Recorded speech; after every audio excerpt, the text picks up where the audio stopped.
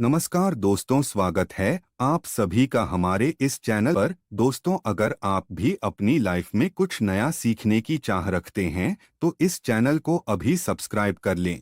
जय माता दी। दोस्तों, मां भगवती दुर्गा की कृपा आप और आपके पूरे परिवार पर सदा सर्वदा बनी रहे। तो दोस्तों, नवरात्रि में पहला दिन बहुत महत्वपूर्ण होता है। आज के दिन हम मां भगवती दुर्गा की स्थापना अपने घर में करते हैं। घर के ईशान कोण में चौकी स्थापना करके मां दुर्गा को स्थापित करके हम कलश की स्थापना करते हैं, अखंड दीपक प्रज्वलित करते हैं, मां का आवाहन करते हैं। तो प्रथम दिन बहुत महत्वपूर्ण होता है। मां भगवती दुर्गा के स्वागत का दिन होता है और शास्त्रों के अनुसार अगर हम नवरात्रि के पहले दिन कुछ विशेष कार्य कर लेते हैं तो इससे मां बहुत ही शीघ्र प्रसन्न हो जाती है और फिर हमारी जो भी पूजा होती है, प्रार्थना होती है, मां उसे बहुत शीघ्र स्वीकार करती है और हमारे जीवन में आने वाली समस्त बाधाओं को दूर करती है, समस्त कामनाओं को पूर्ण करती है। तो आज की वीडियो में हम आपसे बात करने वाला हूं कि नवरात्रि के पहले दिन हमेशा क्या करें जिससे कि मां की कृपा हमें बहुत शीघ्र मिल जाए और हमारे जीवन में सुख, समृद्धि, धन, वैभव की प्राप्ति हो, संतान की प्राप्ति हो, या फिर अगर किसी भी विशेष कामना से अपनी मां की पूजा आराधना कर रहे हैं, कोई भी आपकी ऐसी कामना है जो चाहते हैं कि मां शीघ्र ही पूर्ण कर दें, तो नवरात्रि के दिन मां को शीघ्र प्रसन्न करने के लिए आपको इन 9 बातों का ध्यान जरूर रखना चाहिए। तो वीडियो को पूरा जरूर देख लीजिए और अगर आपको आज की वीडियो अच्छी लगे तो लाइक भी कीजिए, शेयर भी कीजिए फैमिली फ्रेंड्स के साथ, और चैनल पर पहली बार आए हैं, अगर अभी तक आपने हमारे चैनल को सब्सक्राइब नहीं किया है तो चैनल को सब्सक्राइब करके बेल को जरूर प्रेस कर लीजिए। इससे यह होगा कि इस तरह की सभी वीडियो के नोटिफिकेशन आपको सही समय पर प्राप्त हो जाएगा। बात करें कि नवरात्र के पहले दिन हमें पहला कार्य करना चाहिए कि घर की छत पर आज हमें झंडा जरूर लगाना चाहिए। झंडा मतलब ध्वजा, लाल रंग का त्रिकोण झंडा होता है और उसके ऊपर बना हुआ हो जय माता दी लिखा हुआ हो। ये मार्केट में बहुत आसानी से मिल जाते हैं, नहीं तो आप घर पर भी स्वयं से बना सकते हैं। तो एक झंडा त्रिकोण आप लेकर मां को पहले दिन उनके चरणों में अर्पित कीजिए। जब पूजा कर रहे हैं सुबह तो उसके बाद पूजा के बाद वह झंडा अपने घर की छत पर लगा दीजिए। इस झंडे को घर के ईशान कोण में यानी कि उत्तर पूर्व के कोने पर, अगर वहां पर जगह ना हो तो आप उत्तर दिशा में इस झंडे को लगा सकते हैं। जहां भी आप ये ध्वजा लगाते हैं इसके साथ आप ध्यान रखें कि आप वहां पर एक दीपक जरूर प्रज्वलित करें। झंडा लगाते समय इससे क्या होगा, इससे यश की वृद्धि होती है। देखिए, जब हम झंडा अपने घर पर लगाते हैं जो कि हमेशा लहराता रहता है, तो यह इस बात का सूचक है झंडा की आपको जीवन में सफलता की प्राप्ति होगी, यश की प्राप्ति होगी, मान प्रतिष्ठा की प्राप्ति होगी, समस्त प्रकार के सुखों की प्राप्ति होगी। मान सम्मान, यश, प्रतिष्ठा, धन की वृद्धि, सुख, समृद्धि, सभी प्रकार की जो चीजें हैं वह प्राप्त हो जाती है। ऐसे लहराता हुआ झंडा आपके घर पर शुद्धता की सूचना है। इसलिए आज नवरात्रि के पहले दिन आज आपको अपने घर के ईशान कोण में एक लाल रंग का झंडा जरूर लगाना चाहिए। अगला जो कार्य है नवरात्रि में पहले दिन आपको जरूर करना है वो है घर के मुख्य द्वार पर तोरण लगाना। तोरण क्या होता है, देखिए, आम के पत्ते लीजिए। जब हम पंच पल्लव के लिए भी आम का पत्ता लेते हैं वहीं आम का पत्ता चाहिए हमें, और थोड़ा सा अधिक मात्रा में आप लेकर आई। ये उसे साफ धो लीजिए। धोने के बाद उस पत्ते के ऊपर आपको श्री लिखना पत्ते पर आपसी में लिखें और जितना भी बड़ा आपका मुख्य द्वार हो उसके अनुसार एक धागा लेकर, और लाल धागा ले सकते हैं, पीला धागा ले सकते हैं। इस प्रकार से किसी भी रंग का धागा लेकर आप इन सभी पत्तों को एक माला के स्वरूप में बना लीजिए और उसके बाद ये अपने घर के मुख्य द्वार पर लगा दीजिए। श्री पत्तों पर कुमकुम से लिख दीजिए या हल्दी से लिख दीजिए, इसी लगा दीजिए। इससे क्या होगा कि जब भी आप किसी दरवाजे पर कहीं तोरण लगा हुआ देखते हैं, आपको क्या लगता है? पहले ही सूचना में यह लगता है कि इस घर में कोई शुभ या मांगलिक कार्य हुआ है। तो घर पर लगा हुआ तोरण, घर के मुख्य द्वार पर लगा हुआ तोरण आपके घर में शुभता की सूचना देता है, मांगलिक कार्य की सूचना देता है। इस बात की सूचना देता है कि आपके घर में देवी विराजित हैं। यह बहुत महत्वपूर्ण होता है। नवरात्र के पहले दिन घर के मुख्य द्वार पर तोरण लगाना, और इसका बहुत ही शुभ फल भी हमें प्राप्त होता है। अगला जो कार्य है, तीसरा कार्य जो हमें नवरात्रि में जरूर करना चाहिए, वह अखंड दीपक प्रज्वलित करना। देखिए, अगर घर में हम अखंड दीपक प्रज्वलित करते हैं तो अखंड दीपक प्रज्वलित करने से मन की कोई भी इच्छा हो, अगर आप सोचकर और मन में धारण करके अखंड दीपक प्रज्वलित करते हैं तो आपकी कामना बहुत शीघ्र पूर्ण होती है। लेकिन इसके अलावा दीपक इस बात का प्रतीक है कि आपके घर में किसी भी प्रकार की नकारात्मक ऊर्जा प्रवेश नहीं करेगी। दीपक इस बात का प्रतीक है कि आपके जीवन में किसी भी प्रकार की नकारात्मक ऊर्जा प्रवेश नहीं करेगी, और मन से, घर से, हर तरह से नकारात्मक ऊर्जा को दूर करता है दीपक।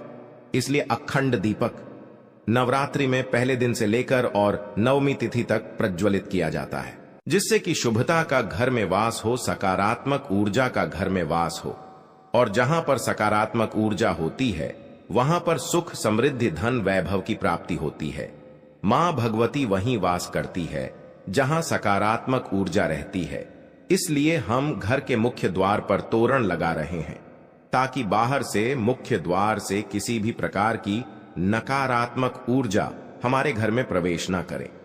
इसके अलावा जब हम दीपक प्रज्वलित कर रहे हैं तो हमारे विचारों में किसी प्रकार की नकारात्मक ऊर्जा ना हो, इसके लिए हम प्रज्वलित कर रहे हैं। जब हम पूजा प्रार्थना कर रहे हैं, मंत्र जप कर रहे हैं, निर्विघ्न उसे हम पूर्ण कर पाए, इसके लिए अखंड दीपक प्रचलित किया जाता है। लेकिन अगर आप किसी भी कारणवश अखंड दीपक प्रज्वलित नहीं कर पाते हैं तो सुबह शाम दोनों समय जब मां की आराधना करें तब आपको शुद्ध घी का दीपक जरूर प्रज्वलित करना है। और सुबह शाम दोनों समय अपने घर में लौंग और कपूर की आरती जरूर कीजिए, जिससे कि घर में नकारात्मक ऊर्जा ना रहे और घर में सकारात्मक ऊर्जा का वास बना रहे। अगला जो कार्य है नवरात्रि में आपको जरूर करना चाहिए, वह कलश की स्थापना। और देखिए, दीपक में एक और बात का ध्यान रखें, फिर हम कलश की स्थापना की बात करते हैं। दीपक में अगर आप घी का दीपक प्रज्वलित कर रहे हैं तो उसे आपको मां भगवती दुर्गा की मूर्ति के दाईं तरफ रखना होता है, और अगर आप तेल का दीपक प्रज्वलित करते हैं तो मां भगवती दुर्गा के बाईं तरफ आपको तिल तेल का दीपक रखना चाहिए। तो इस प्रकार से दीपक का आप ध्यान रखें। जब भी आप तिल तेल या फिर घी का दीपक प्रज्वलित करते हैं तो उसे सही दिशा में, सही स्थान पर रखना चाहिए। और अगला जो कार्य है घट स्थापना करना, यानी कलश की स्थापना करना। तीखी कलश की स्थापना जब हम करते हैं नवरात्रि में, कलश में हम सभी देवी देवताओं का आवाहन करते हैं। सभी देवी देवताओं का पूजन मां भगवती के साथ ही हम प्रतिदिन करते हैं। इस प्रकार से जब 9 दिनों तक लगातार हम समस्त देवी देवताओं का पूजन करते हैं, घर में आवाहन करके विधि विधान से, विशेष रूप से हम उनकी आराधना करते हैं। क्योंकि जब हम मां का पूजन करते हैं, पहले हम कलश का पूजन करते हैं, धूप दीप नए चीजें हम मां को अर्पित करते हैं विधि विधान से, और इसके साथ ही कलश को भी हम इसी प्रकार से अर्पित करते हैं।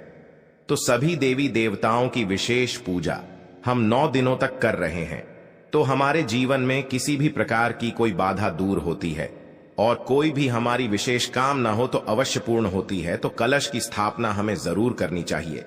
अगर संभव हो तो नवरात्रि के प्रथम दिन जो अगला जरूरी काम हमें करना है वह है जवारे होना, यानी कि सप्त धान्य बोना, जो कि हम मिट्टी में थोड़े से जॉब होते हैं जो कि हरे हो जाते हैं। बहुत सी ऐसी जॉब अंकुरित हो जाते हैं, और ये शीघ्र ही अंकुरित तब होते हैं जब हमारे घर में अन्न होते हैं। तो ये इस बात की सूचना देते हैं कि हमारे घर में सुख समृद्धि आने वाली है, हमारे घर में मां भगवती विराजित हो चुकी है, और घर में सुख समृद्धि, धन, वैभव, सभी प्रकार की जो शुभता है उसका आशीर्वाद हमेशा दे रही है। तो घर में अगर आप जॉब होते हैं, सप्त धान्य बोलते हैं, तो बहुत ही श्रेष्ठ माना जाता है। नवरात्रि के प्रथम दिन हमें जरूरी है करना चाहिए। और अगला जो शुभ कार्य है जो नवरात्रि के प्रथम दिन आपको जरूर करना चाहिए, वैसे तो बहुत से भक्त नवरात्रि के पूरे 9 दिनों तक व्रत धारण करते हैं। बहुत से भक्त जल पीकर या फिर फलाहार के द्वारा इस व्रत को धारण करते हैं। लेकिन अगर आप पूरे नवरात्रि व्रत धारण नहीं करते हैं तो नवरात्रि के प्रथम दिन आपको व्रत धारण जरूर करना चाहिए। नवरात्रि के प्रथम दिन और अंतिम दिन यानी नवमी तिथि पर यह अष्टमी तिथि पर आपको व्रत जरूर करना चाहिए। तो प्रथम दिन बहुत महत्वपूर्ण है। मां भगवती दुर्गा की आराधना करते हैं, विधि विधान से उनका आभार करके पूजन कर रहे हैं, तो प्रथम दिन आपको व्रत जरूर करना चाहिए और संभव हो तो पूरे नवरात्र व्रत करना चाहिए। पूरे नवरात्र जब हम व्रत करते हैं, माँ की पूजा आराधना करते हैं, सात्विकता के साथ माँ की आराधना करते हैं, तो माँ शीघ्र ही प्रसन्न होती है। लेकिन व्रत भी धारण करें जब आप स्वस्थ हो। पूर्ण रूप से अगर आप स्वस्थ नहीं हो, व्रत रखने में असमर्थ हो, तो सिर्फ आप शुद्ध सात्विक भोजन यानी कि बिना लहसुन प्याज का भोजन लेकर माँ की आराधना सुबह शाम करें। तो सच्चे मन से भक्ति भाव से हम माँ की आराधना करते हैं तो माँ शीघ्र ही प्रसन्न होती है। अगर व्रत धारण की रखने की अगर आपकी शक्ति या सामर्थ्य शारीरिक रूप से नहीं है तो आपको व्रत नहीं रखना चाहिए। लेकिन अगर संभव हो तो पहले दिन फलाहार के द्वारा व्रत धारण जरूर कीजिए। अगला जो जरूरी कार्य है, जो नवरात्रि में आपको जरूर करना है, घर के मुख्य द्वार पर दोनों तरफ स्वस्तिक का चिन्ह जरूर बनाएंगे। स्वस्तिक क्यों बनाना चाहिए? देखिए, मैं आपको लगभग कम अक्सर में ही इस वीडियो में बताता हूं कि घर के मुख्य द्वार पर जब हम किसी शुभ दिन पर या किसी शुभ तिथि पर, किसी शुभ त्योहार पर हम जब कोई स्वस्तिक बनाते हैं घर के मुख्य द्वार पर, तो ये इस बात की सूचना है कि हम मां भगवती का स्वागत कर रहे हैं। अपने घर में माता लक्ष्मी का स्वागत कर रहे हैं।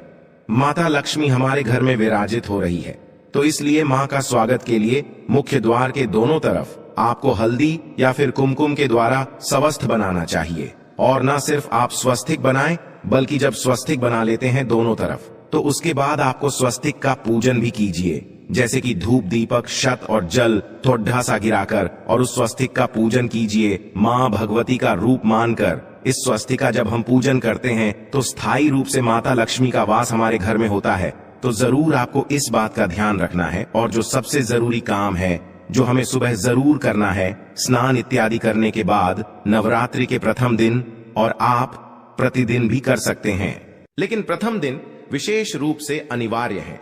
या काम के घर में आप गंगा जल का, शुद्ध गंगा जल का छिड़काव कीजिए। गंगा जल ना हो तो आप शुद्ध जल भी अभिमंत्रित करके, जैसे मां भगवती के पास, अब थोड़ी देर तक उस जल को रख दीजिए। उसके बाद आप जैसे मंत्र जप वगैरह करते हैं, विधि विधान से पूजा करते हैं, तो वह जल अभिमंत्रित हो जाता है। उस जल के द्वारा पूरे घर में, घर के कोने कोने में, मुख्य द्वार से लेकर हर तरफ उस जल का छिड़काव कीजिए, जिससे कि घर में सकारात्मक ऊर्जा का वास हो। और जो भी हम मंत्र जाप कर रहे हैं, अनुष्ठान कर रहे हैं, मां की आराधना कर रहे हैं, उसमें किसी प्रकार की कोई बाधा ना आए, इसके लिए घर से नकारात्मक ऊर्जा का दूर होना अत्यंत ही आवश्यक है। और घर में सकारात्मक ऊर्जा जितनी अधिक रहेंगी, उतना अधिक समय तक, उतनी अधिक सच्चे मन से हम मां की आराधना कर पाएंगे। नकारात्मक ऊर्जा की वजह से हमारी पूजा में, हमारी प्रार्थना में, मंत्र जप में बाधाएं आती हैं। इसलिए इन बाधाओं को दूर करने के लिए नवरात्रि के प्रथम दिन यह नियम बनाए गए हैं कि अगर हम विधि विधान से इन 9 नियमों का पाठ नवरात्र के पहले दिन कर लेते हैं, तो पूरे नवरात्रि हम मां की आराधना निर्विघ्न कर पाते हैं। और इस प्रकार से जब हम मां की आराधना करते हैं निर्विघ्न भाव से, मतलब किसी प्रकार की कोई बाधा न आए आपकी पूजा में, मंत्र जाप में और अनुष्ठान में, तो आपकी पूजा संपन्न होती है अच्छे से और सफलता की भी प्राप्ति होती है। कभी जब हमारी पूजा अच्छे से संपन्न होगी, तभी हमें मां का आशीर्वाद भी प्राप्त होता है। इसलिए बहुत आवश्यक है इन नियमों का पालन नवरात्र के प्रथम दिन करना। आशा करता हूं आज की वीडियो आपके लिए अवश्य उपयोगी होगी। और आज की वीडियो अगर आपको अच्छी लगी हो तो लाइक जरूर कर दीजिए, शेयर कर दीजिए फैमिली फ्रेंड्स के साथ साथ। और चैनल पर पहली बार आए हैं, अगर अभी तक आप मेरे चैनल को सब्सक्राइब नहीं किया है तो चैनल को सब्सक्राइब जरूर कर लीजिए। और दोस्तों, हमारे द्वारा दी गई जानकारी शास्त्रों में वर्णित और बिल्कुल सटीक रूप से आपको प्रदान की जाती है। और प्रिय भक्त, पूजा पाठ और नवरात्रि के संबंधित आपके मन में कोई भी सवाल हो तो हमें कमेंट बॉक्स में जरूर लिखें। धन्यवाद।